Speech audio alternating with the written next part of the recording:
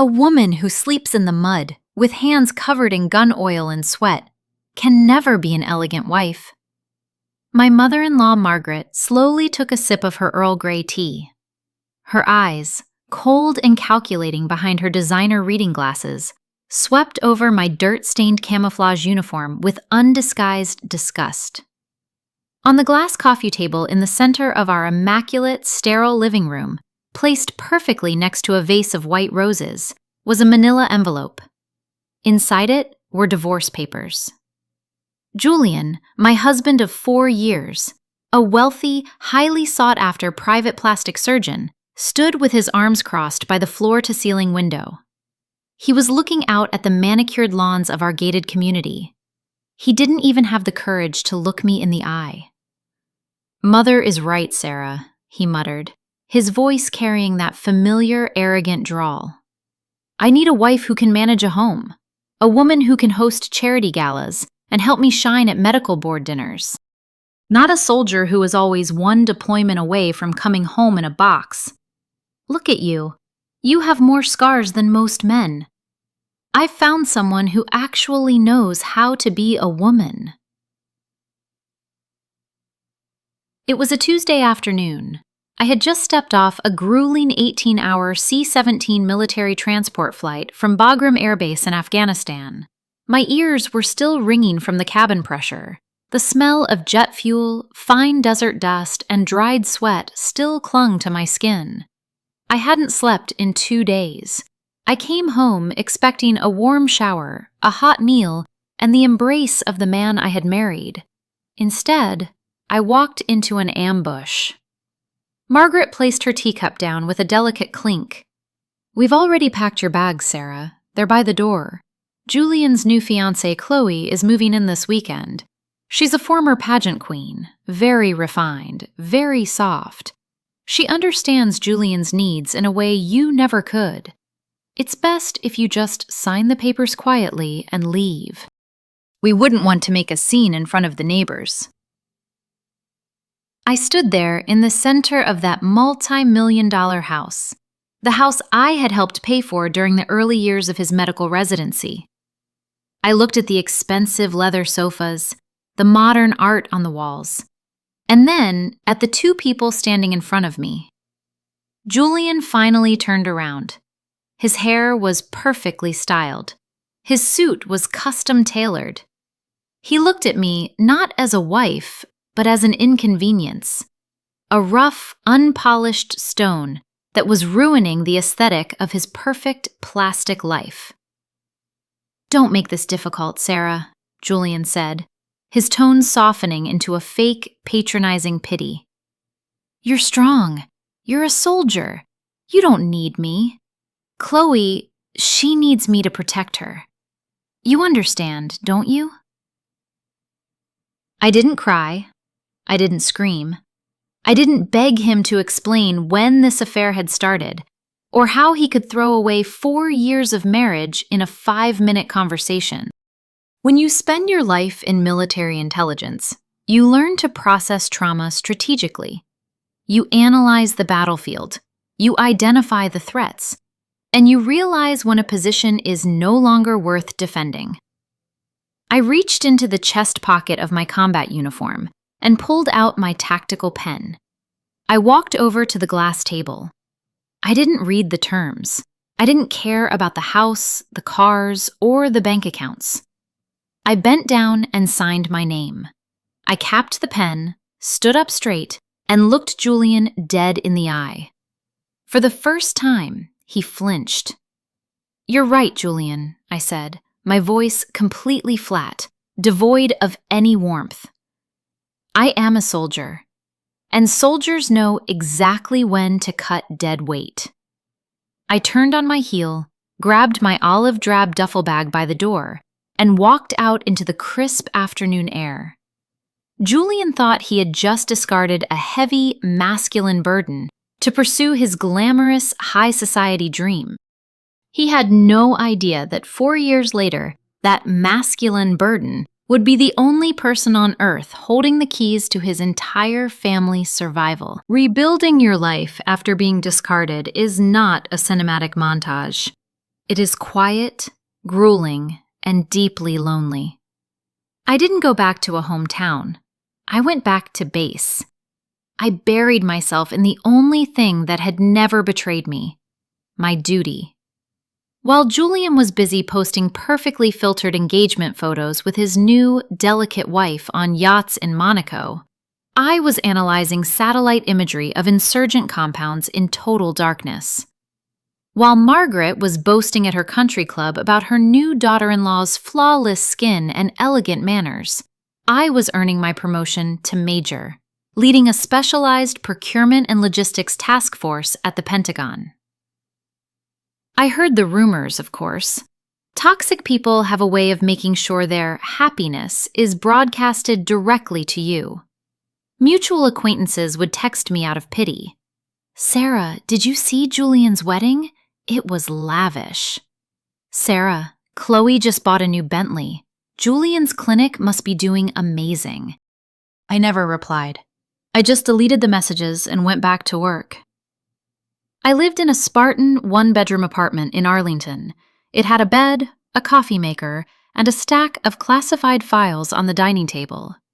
I didn't need marble countertops or white roses. I needed peace. Over the next 4 years, I became one of the youngest and most ruthless reviewing officers in the Department of Defense's Medical Logistics Division. My job was to vet private medical contractors who wanted to provide outsourced healthcare for veterans and active duty personnel. It was a position of absolute, unforgiving scrutiny. I weeded out the frauds, the greedy, and the incompetent. I built an impenetrable fortress around myself, a fortress made of protocol, discipline, and steel. But the thing about people who build their lives entirely on appearances, like Julian and Margaret, is that appearances are very expensive to maintain. And eventually, the bill always comes due. It started as a whisper in the medical community, around year 3 of their perfect marriage. A former colleague of Julian's, an army surgeon I occasionally worked with, mentioned it over coffee in the Pentagon cafeteria. "Julian's clinic is hemorrhaging money," he said, stirring his cup casually. "That new wife of his, Chloe? She treats his business accounts like her personal ATM. First-class flights, designer wardrobes, ridiculous renovations to the clinic to make it look like a spa. She doesn't understand cash flow." I just nodded, my expression blank, taking a slow sip of my black coffee. Over the next 12 months, the whispers turned into a deafening roar. Julian had taken out massive loans to cover Chloe's spending and Margaret's country club lifestyle. He tried to overcharge patients to make up the difference, resulting in a slew of malpractice lawsuits and a shattered reputation. His wealthy clientele abandoned him. The banks started calling in their loans. The multi-million-dollar house, the one I had walked out of, was quietly put up for foreclosure. They were drowning. Panic is a funny thing. It strips away all the arrogance and leaves nothing but pure, pathetic desperation. Julian needed a miracle. He needed a massive, guaranteed influx of cash that was immune to the changing tastes of high society clients. He needed a government contract. In early 2026, the Department of Defense opened a massive $50 million bidding war for a regional outsourced surgical contract. It was designed to provide reconstructive and rehabilitative surgery for wounded veterans returning to the East Coast. It was the ultimate lifeline. If Julian's clinic secured that contract, the government's money would wipe out his debt instantly. It would save his mansion. It would save his fragile, shallow marriage. Julian and Margaret poured their last remaining dollars into hiring a flashy consulting firm to draft their proposal. They pulled every string, called every favor, and managed to secure a final, in-person presentation at the Pentagon. They thought they were walking into a boardroom full of easily manipulated bureaucrats. They had no idea who was sitting at the head of that table. Thursday, 900 hours. Conference Room 4B, Pentagon. I sat at the head of the long mahogany table. I wore my Class A dress uniform. The dark green fabric was immaculate. The gold oak leaves on my shoulders caught the harsh fluorescent light. On my chest sat 3 rows of ribbons, including the Bronze Star and the Purple Heart. Beside me sat 2 high-ranking colonels and a civilian financial auditor. But as the lead reviewing officer for the committee, the final recommendation rested entirely on my signature. "The representatives from Elite Surgical Partners are here, Major," my aide whispered, leaning down. "Send them in," I replied. My voice was calm. My heart rate was a steady 60 beats per minute. The heavy wooden doors swung open. Julian walked in first, wearing a tailored charcoal suit that looked just a little too loose, as if he had lost weight from the stress. Behind him, clutching a leather binder like a life preserver, was Margaret. They strode in with that same manufactured confidence they always wore. Julian plastered a charming, practiced smile on his face, ready to smooth-talk the military brass. "Good morning, members of the board. I am Dr. Julian—" His voice died in his throat. His eyes had finally scanned the length of the table and locked onto the person sitting at the head. I didn't move. I didn't smile. I just looked at him with the cold, assessing gaze of a sniper staring through a scope. The color drained from Julian's face so fast I thought he might faint. His mouth opened and closed like a fish suffocating on dry land. Behind him, Margaret let out a sharp, audible gasp. The expensive leather binder slipped from her hands and hit the carpet with a dull thud. "Sarah," Julian whispered. The name barely made it past his lips. The colonel sitting to my right frowned. "Dr. Julian, this is Major Hayes. She is the Director of Medical Procurement. Do you two know each other?" Julian swallowed hard. Sweat began to bead on his forehead. We are former acquaintances," I cut in, my voice slicing through the room like a scalpel. "A lifetime ago. But today, I am simply the officer reviewing your financial and operational viability. Please, Dr. Julian, take a seat. Let's not waste the taxpayers' time." Watching them scramble into their leather chairs was like watching a slow-motion car crash. Their hands shook as they laid out their presentation materials. Margaret couldn't even look at me. She stared fixedly at the mahogany table, her manicured nails digging into the wood. Julian tried to start his presentation, but his voice cracked. He clicked through slides showing his clinic's state-of-the-art facilities and promised top-tier care for wounded veterans. He tried to rely on his usual charm, using big medical jargon to mask the desperate reality of his business. I let him talk for exactly 12 minutes. Then I opened my black folder. "Dr. Julian," I interrupted smoothly, "your presentation focuses heavily on aesthetics and luxury recovery rooms. But let's look at the actual data." I pulled out a sheet of paper.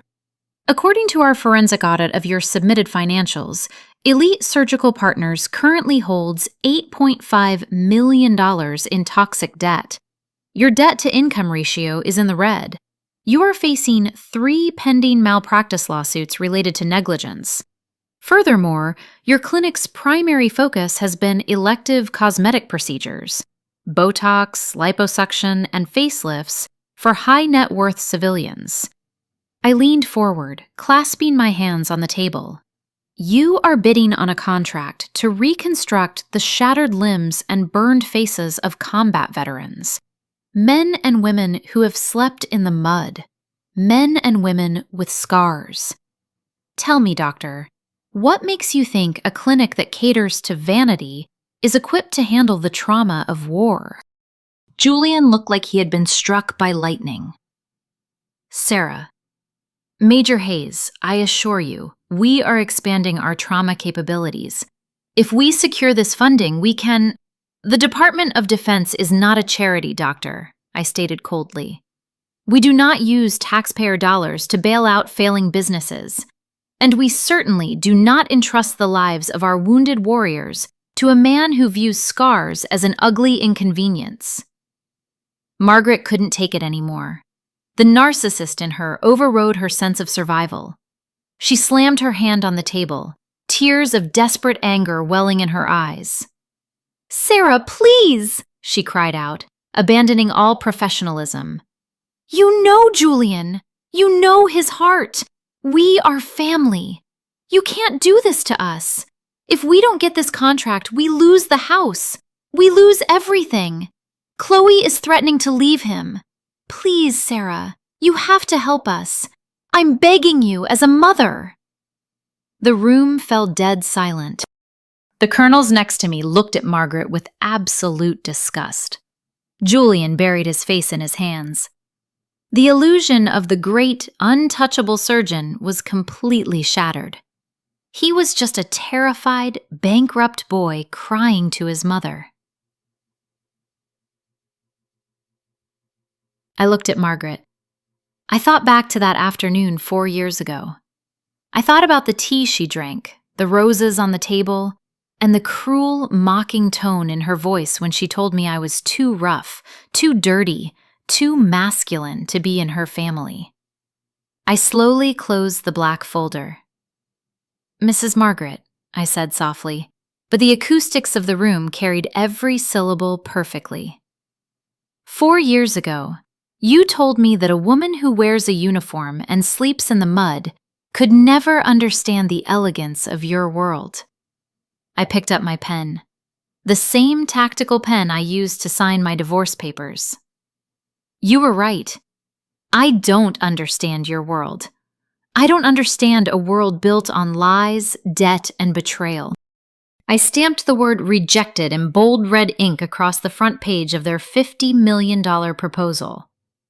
"But in my world," I continued, looking Julian dead in the eye, "we demand loyalty, competence, and honor. Your clinic lacks all three. Your proposal is denied. You are dismissed." Julian stared at me, his eyes wide, hollow, and completely broken. He knew there was no appeal. He knew this was the end.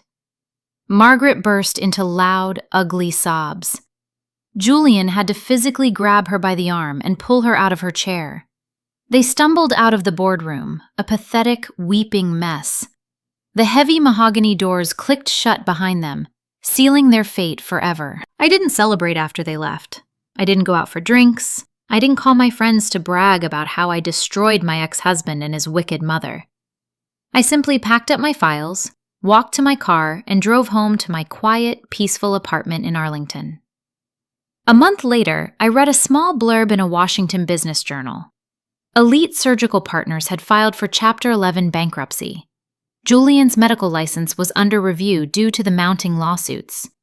And Chloe, the soft, elegant, perfect pageant queen, had filed for divorce the moment the bank seized Julian's Porsche. Margaret had to move out of her gated community and into a small, rented apartment on the outskirts of the city. Her country club friends pretended she no longer existed. Some people think that revenge is about making the other person suffer. They think it's about anger, screaming, and tearing the other person down to make yourself feel taller.